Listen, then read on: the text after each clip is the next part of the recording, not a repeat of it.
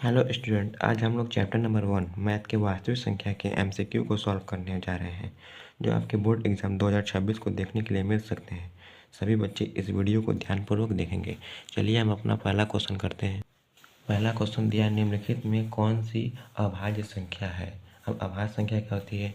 वे संख्याएँ जिनका 2 गुणनखंड होता है उसे अभाज्य संख्या कहते हैं। जैसे आप यहाँ पर देख सकते हैं, अभाज्य संख्याएँ वह संख्याएँ होती हैं जिसके केवल 2 गुणनखंड होते हैं, एक और वह संख्या खुद ही। जैसे उदाहरण के लिए 2 जो है 1 से कटेगा और खुद से ही कटेगा और किसी संख्या से नहीं कटेगा। 3 भी 1 से कटेगा, 3 से कटेगा और किसी संख्या से नहीं कटेगा। 5 भी इसी तरह 1 से कटेगा, 5 से कटेगा और किसी संख्या से नहीं कटेगा। इसी तरह 7, 11, 13, 17, 19 आदि सब संख्याएँ हैं। यहाँ पर नोट मिलता है सबसे छोटी अभाज्य संख्या 2 है। तो यहाँ पर क्वेश्चन हम लोग का कर है, अभाज्य संख्या है इसमें से, देखिए ये तो 1 से कटेगा ही, 1 से तो सभी संख्याएं कटेंगी। ये 3 से भी कट जाएगा, 9 से भी कट जाएगा, 27 से भी कट जाएगा। तो ये अभाज्य संख्या नहीं है। अभाज्य संख्या के लिए केवल 2 गुणनखंड होना चाहिए। 35 1 से कट जाएगा, 5 से कट जाएगा, 7 से भी कट जाएगा और 35 से भी कट जाएगा, ये भी नहीं है। और जो 56 है वो भी 1 से कट जाएगा, 2 से कट जाएगा, 7 से कट जाएगा, 8 से भी कट जाएगा, तो ये भी नहीं है क्योंकि इसका 2 से ज़्यादा गुणनखंड है। जो 13 है वो 1 से कटेगा और 13 से सिर्फ कटेगा, इसका 2 गुणनखंड है। इसका 2 गुणनखंड है, इसलिए यह अभाज्य संख्या हो जाएगी। ऑप्शन नंबर सी करेक्ट हो जाएगा। चलिए हम नेक्स्ट क्वेश्चन नंबर 2 करते हैं। दूसरा क्वेश्चन करा है, निम्नलिखित में कौन सा भाज्य संख्या है। अब भाज्य संख्या क्या होता है? भाज्य संख्या वे संख्या होती है जिसका 2 से अधिक गुणनखंड होता है, उसे भाज्य संख्या कहते हैं। जैसा कि आप देख सकते हैं यहाँ पर, भाज्य संख्या वह संख्या होती है जिसके 2 से अधिक गुणनखंड होते हैं। उदाहरण के लिए 4, 6, 8, 10 आदि ऐसे ही चला जाता है।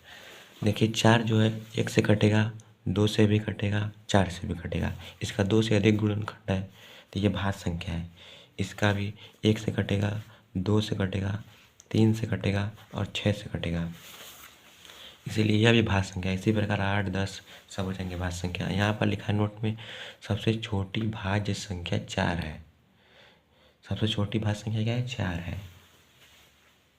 तो हमारा क्वेश्चन क्या कर रहा है? क्वेश्चन कर रहा है निम्नलिखित में कौन सा भाज्य संख्या है। तो भाज्य संख्या इसी में से होगा कोई। तो यहाँ पर देखेंगे ये 59 है, जो 1 से कटेगा और 59 से कटेगा, इसलिए यह भाज्य संख्या नहीं है क्योंकि इसका 2 से अधिक गुणनखंड नहीं है। और जो 159 है, 161 है, वो भी 1 से कटेगा और 161 से ही कटेगा। और जो 7 है वह 1 से कटेगा और 7 से कटेगा, मतलब ये 2 से अधिक गुणनखंड नहीं है, इसलिए भाज्य संख्या तीनों नहीं है। पर जो 91 है वह 1 से कटेगा और 7 से कटेगा और 13 से कटेगा और 91 से कटेगा, तो इसीलिए यह भाज्य संख्या है क्योंकि इसका 2 से अधिक गुणनखंड है। तो ऑप्शन नंबर डी करेक्ट हो जाएगा। चलिए हम नेक्स्ट क्वेश्चन नंबर 3 को करते हैं। क्वेश्चन नंबर 3 करा है, निम्नलिखित में से कौन सा अपरिमेय संख्या है। अब अपरिमेय संख्या क्या होती है? वे संख्याएं जो रूट से बाहर नहीं निकल सकती, जो रूट से बाहर नहीं निकल सकती उसे क्या कहते हैं? अपरिमेय संख्या कहते हैं। तो यहाँ पर देखेंगे जो रूट में 17 है वो बाहर निकल सकता है, रूट से नहीं निकल सकता ना, इसलिए यह अपरिमेय संख्या हो जाएगा। इसका ये रूट से बाहर निकल सकता है, ये 10 का वर्ग है तो ये बाहर निकलेगा, तो ये क्या हो जाएगा? जैसे इसको ऐसे लिख सकते हैं, 10 का वर्ग है, ऐसे लिख सकते हैं, ये स्क्वायर से रूट हट जाएगा, 10 आ जाएगा। तो इसको भी लिख सकते हैं 2 का वर्ग, तो ये बाहर निकलेगा तो क्या आ जाएगा? 2 आ जाएगा। और इसको भी लिख सकते हैं, इसको लिख सकते हैं 4 का वर्ग प्लस इसको 5 का वर्ग लिख सकते हैं, 5 का वर्ग है इसीलिए। अब ये बाहर निकलेगा रूट से तो 4 आ जाएगा और ये भी निकलेगा तो ये 5 आ जाएगा। ये तीनों परिमेय संख्या है, परंतु ये क्या है, अपरिमेय संख्या है, क्योंकि ये रूट से बाहर नहीं निकल सकता। चलिए हम अब नेक्स्ट क्वेश्चन नंबर 4 करते हैं। क्वेश्चन नंबर 4 कर रहा है, निम्नलिखित में से कौन सा परिमेय संख्या है। परिमेय संख्या किसे कहते हैं? परिमेय संख्या जिसे p/q के रूप में लिखा जा सकता है उसे परिमेय संख्या कहते हैं। परिमेय संख्या कहते हैं। और जो q है वो q नॉट इक्वल टू 0 रहना चाहिए, मतलब ये 0 नहीं रहना चाहिए। तो यहाँ पर देखिए, इसको अगर काटेंगे तो 5 से काटेंगे तो हो जाएगा यहाँ पर 10 हो जाएगा, और ये 5 से काटेंगे तो 100 हो जाएगा। फिर इसको 10 से काटेंगे, अंडर रूट में रहेगा, इसको काटेंगे 10 से तो 1 हो जाएगा, और ये हो जाएगा 10। फिर एक रूट से बाहर निकल जाएगा, क्योंकि एक को ऐसे लिख सकते हैं, एक का स्क्वायर एक ही होता है, और ये रूट से बाहर निकलेगा 1 हो जाएगा, पर ये 10 है जो वो रूट से बाहर नहीं निकल पाएगा, इसलिए अंडर रूट में ये 10 रहेगा। तो ये तो अपरिमेय संख्या है, ये अपरिमेय संख्या है। तो हमसे पूछा परिमेय संख्या कौन सी है, तो ये तो अपरिमेय संख्या है, तो ये ऑप्शन नहीं रहेगा। ये देखते हैं, ये रूट से बाहर नहीं निकल पाएगा, 32 है, इसको ऐसे लिख सकते हैं, इसका अभाज्य गुणनखंड करेंगे 32 का, 2 से कटेगा 16 आ जाएगा, 2 से कटेगा 8 आ जाएगा, 2 से कटेगा 4 आ जाएगा, और 2 से कटेगा 2 आ जाएगा, 2 से कटेगा 1 आ जाएगा। तो ये जोड़ा मिल रहा है 2 का, तो ये 1 के 2 हो जाएगा, 2 के 2, तो 2 के 2 हो जाएगा, तो 2 गुणे 2, और ये बच जाएगा 2, तो अंडर रूट में 2 लिख देंगे, इसका गुणा कर देंगे 4 हो जाएगा, 2 हो जाएगा, 4√2 लिख सकते हैं इसे। तो ये तो अपरिमेय संख्या है, ये अपरिमेय संख्या है, इसलिए ये भी ऑप्शन गलत है। अब सी वाला ऑप्शन चेक करते हैं। डी वाला ऑप्शन पहले देख लेते हैं। डी वाला ऑप्शन है दिया है 5 + √5। अगर अपरिमेय संख्या का जोड़ परिमेय संख्या में कर देंगे तो वो अपरिमेय संख्या बन जाता है। जहाँ भी अपरिमेय संख्या रहता है वो अपरिमेय संख्या बना देता है, चाहे जोड़ हो, चाहे गुणा हो, चाहे भाग हो। तो यहाँ पर जोड़ है अपरिमेय संख्या का परिमेय संख्या में, तो ये भी अपरिमेय संख्या है, तो ये भी ऑप्शन गलत हो जाएगा। हमसे पूछा है परिमेय संख्या, तो परिमेय संख्या जब ये भी नहीं है तो यही हो सकता है। देखिए यहाँ पर इसको 1 का वर्ग लिखेंगे, इसको 1 का वर्ग 1 ही होता है, तो ये बाहर निकल जाएगा 1 हो जाएगा, और ये 12 का वर्ग है, तो इसको बाहर निकालेंगे तो 12 आ जाएगा, तो 1/12 ये p/q के रूप में है, p/q के रूप में, इसलिए ये क्या है, परिमेय संख्या है। तो ये ऑप्शन नंबर सी करेक्ट हो जाएगा। चलिए हम नेक्स्ट क्वेश्चन नंबर 5 को करते हैं। क्वेश्चन नंबर 5 कर रहा है कि 45 तथा 60 का मसा है, 45-60 का मसा है, इन दोनों का मसा निकाल देंगे, जो ऑप्शन होगा वो करेक्ट हो जाएगा। चलिए अभाज्य गुणनखंड विधि से हम इसका मसा निकालते हैं। ये 45 है, 45 का अभाज्य गुणनखंड करेंगे तो ये 3 से कटेगा, 15 3 45 होता है, 3 से फिर कटेगा 5 हो जाएगा, 5 से कटेगा 1 आ जाएगा। अब 60 का करते हैं, 2 से कटेगा 30 आ जाएगा, 2 से कटेगा 15 आ जाएगा, 3 से कटेगा 5 आ जाएगा, 5 से कटेगा 1 आ जाएगा। 45 को लिख सकते हैं क्या, 3 × 3 × 5, और 60 को लिख सकते हैं 2 × 2 × 3 × 5। अब मसा का मतलब क्या होता है, मसा मतलब इन दोनों में जो कामन हो, इन दोनों में क्या कामन है, 3 कामन है, एक 3 यहाँ भी है, 3 यहाँ भी है, 3 लिख दिए। यहाँ पर 2 कामन नहीं है, देखिए 2 इसमें नहीं है, 2 इसमें है, पर इसलिए 2 को नहीं लिए। 3 कामन है, 3 लिख दिए, इसमें 5 है कामन तो 5 लिख दिए, और इसमें न्यूनतम घात लेते हैं, न्यूनतम घात लेते हैं। 3 का न्यूनतम घात क्या है, यहाँ पर अगर लिखेंगे 3 को, 3 का स्क्वायर लिख देंगे, और यहाँ पर 2 का स्क्वायर लिख देंगे, पर इसमें 2 नहीं है तो 2 को नहीं लेंगे। यहाँ पर न्यूनतम घात लेते हैं, यहाँ पर न्यूनतम घात क्या है, 1 है, यहाँ पर 1 लिख देंगे। 5 का न्यूनतम घात क्या है, इसमें भी 1 है, इसमें भी 1 है, तो यहाँ पर 1 लिख देंगे। गुणा कर देंगे, 3 × 5 = 15 हो जाएगा। चलिए अब नेक्स्ट क्वेश्चन नंबर 6 को करते हैं। यहाँ पर 3 के पावर 2 लिखा गया है, ऐसे लिखा गया है। जो 3 है 2 ठो है तो इसलिए 3 के घात 2 है, और ये 5 है तो 1 ही ठो है तो 1 लिखा गया है। यहाँ पर जो ये लिखा गया है ये 2 है, जो 2 ठो है तो 2 के पावर 2 लिखा गया है, और यहाँ 3 हो जाएगा। 1 हो 3, फिर 5 है तो 5। यहाँ पर न्यूनतम घात लेते हैं। देखिए 3 है तो 3 का न्यूनतम घात क्या है, 1 है ना। यहाँ पर 1 रहता है तो 1 ले लीजिए। इसमें भी 3 है, इसमें भी 3 है, तो 3 की न्यूनतम घात 1 है तो 1 ले लीजिए। यहाँ पर 5 है, मिल रहा है कॉमन तो 5 लिख दिए। 5 का न्यूनतम घात क्या है, इसमें भी 1 है, इसमें भी 1 तो 1 ले लेते हैं। 3 5 15 हो जाएगा।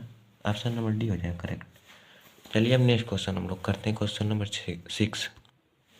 क्वेश्चन नंबर 6 कर 144 के अभाज्य गुणनखंड में 2 का घातांक कितना है। 2 का घातांक का मतलब अगर 144 के 2 के घात में जो रहेगा वही इसका घातांक हो जाएगा, 2 का घातांक हो जाएगा। इसमें ऑप्शन दिया 3 6 4 5। चलिए सबसे पहले हम लोग 144 का अभाज्य गुणनखंड करते हैं। 144 का अभाज्य गुणनखंड 2 से कटेगा, 2 से कटेगा तो ये 72 आ जाएगा। फिर 2 से काटेंगे तो 36 आ जाएगा। 2 से काटेंगे 18 दूना 36, फिर 2 से काटेंगे 9 दूना 18, फिर 3 से काटेंगे 3 आ जाएगा, और 3 से काटेंगे तो 1 आ जाएगा। अभी 144 को क्या लिख सकते हैं, 1 2 3 4, 2 का ठो है 4 ठो है तो 2 के पावर कितना लिख सकते हैं, 4 लिख सकते हैं। और गुणे 3 है, 3 2 ठो है इसलिए 3 के पावर 2 लिख सकते हैं। इसका गुणा करेंगे तो 144 आ जाएगा। अब यहाँ पर दिया है 2 का घातांक। अब यहाँ पर 2 है, 2 के घात में कितना है, 4 है, तो यहाँ पर ऑप्शन सी करेक्ट हो जाएगा 4। चलिए अब नेक्स्ट क्वेश्चन हम लोग क्वेश्चन नंबर 7 करते हैं। क्वेश्चन नंबर 7 कर रहा है कि पाई क्या है। पाई क्या है, पाई दिया है अपरिमेय संख्या है कि अपरिमेय संख्या है कि पूर्णांक संख्या है कि इनमें से कोई नहीं। तो देखिए जो पाई है वो पाई का मान तो 22/7 होता है। पाई का मान जो पाई है वो पाई का मान 22/7 होता है। पर जो मान होता है वो लगभग होता है, लगभग होता है तो इसलिए देते हैं ऐसे थोड़ा सा इसे घुमा कर। लगभग मान, ये पूरा मान नहीं है, ये पूरा मान नहीं है। पाई जो है वो अपरिमेय संख्या है, और 22/7 क्या है, वो परिमेय संख्या है।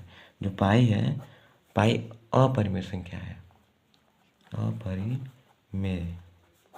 पाई जो है ना वो अपरिमेय है, परंतु 22/7 वो परिमेय संख्या है। पाई का मान 22/7 होता है पर ये लगभग मान होता है, इसलिए पाई क्या है, अपरिमेय संख्या है।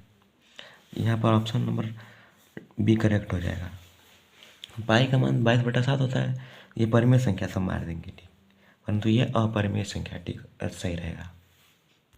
चलिए नेक्स्ट क्वेश्चन हम क्वेश्चन नंबर 8 करते हैं। क्वेश्चन नंबर 8 करा है यदि 65 तथा 117 का मसह 65 या -117 है, मतलब जो मसह है इसके बराबर है। मसह दिया है इतना है तो जो मसह इन दोनों का निकाल लेंगे इसके बराबर आ जाएगा। तो है तो m का मान ज्ञात कीजिए। जब बराबर आ जाएगा तो इसका m का मान हम लोग ज्ञात कर लेंगे। तो सबसे पहले हम लोग मसह निकालते हैं इन दोनों संख्या का। 65 का अभाज्य गुणनखंड है करेंगे, ये 5 से कटेगा 13 बार में, 13 से कटेगा 1 बार में। 117 जो है 117 का अभाज्य गुणनखंड करेंगे तो ये 3 से कटेगा, 3 से कटेगा तो ये हो जाएगा 3 दूना के 6, 3 त्रिक के 9 हो जाएगा, 2 3 9 27। फिर 3 से कटेगा, 3 एक कम 3, 3 त्रिक के 9, फिर 13 से कटेगा, 13 एक कम 13। तो 65 को क्या लिख सकते हैं, 65 को लिख सकते हैं 5 गुणे 13, और 117 को लिख सकते हैं 3 गुणे 13। यहाँ पर 3 इसमें कॉमन नहीं है, 3 इसमें नहीं है, इसको ऐसे लिख सकते हैं, इसको तो ऐसा ही लिख सकते हैं 5 गुणे 13, और जो इसको है वो 3 के घात 2 लिख देते हैं। और ये 3 2 ठो इसलिए 3 के घात 2, और 13 एक खो तो 1 लिख देंगे, यहाँ पर 1 खो। अब यहाँ पर 3 इसमें नहीं है, इसमें नहीं है 3, तो इसलिए 3 को नहीं लेते हैं। 5 भी नहीं इसमें है 5 पर इसमें नहीं है, तो इसलिए 5 को भी नहीं लेते हैं, जो कॉमन रहता है वही लेते हैं मासा में। तो बस 13 कॉमन है तो 13 ले लिए हम लोग। और इसमें भी 1 है, इसमें भी 1 है। 1 का गुणा तो किसी में कर सकते हैं, 1 का गुणा करेंगे तो वही आ जाएगा। तो इसमें भी 1 है, इसमें भी 1 है, 1 ले लिए। तो ये मासा क्या हो जाएगा 13, मासा क्या हो जाएगा 13, 13 कम 13, मासा 13 हो जाएगा। तब यहाँ पर दिया है, यहाँ पर दिया है मासा जो है इतने के बराबर है। बराबर है मतलब मासा कितना दिया है 65 या -117 दिया है। तो यहाँ पर जो मासा हो जाएगा इसके बराबर हो जाएगा 65 यम -117। अब देखिए 117 इधर माइनस में, इधर भेज देंगे तो क्या हो जाएगा प्लस में हो जाएगा। तो 117 प्लस 13 बराबर 65 यम। इसको जोड़ देंगे तो क्या हो जाएगा 130 आ जाएगा बराबर 65 यम। इधर 65 गुणा में है तो उधर जाएगा तो भाग में हो जाएगा, इसलिए 130 बटा के 65 हो जाएगा बराबर यम हो जाएगा। इसको काटेंगे तो 65 दूना के 130, तो ये 2 हो जाएगा। तो यम का मान कितना हो जाएगा 2 हो जाएगा। चलिए हम नेक्स्ट वीडियो में फिर मिलेंगे चैप्टर नंबर 2 के साथ।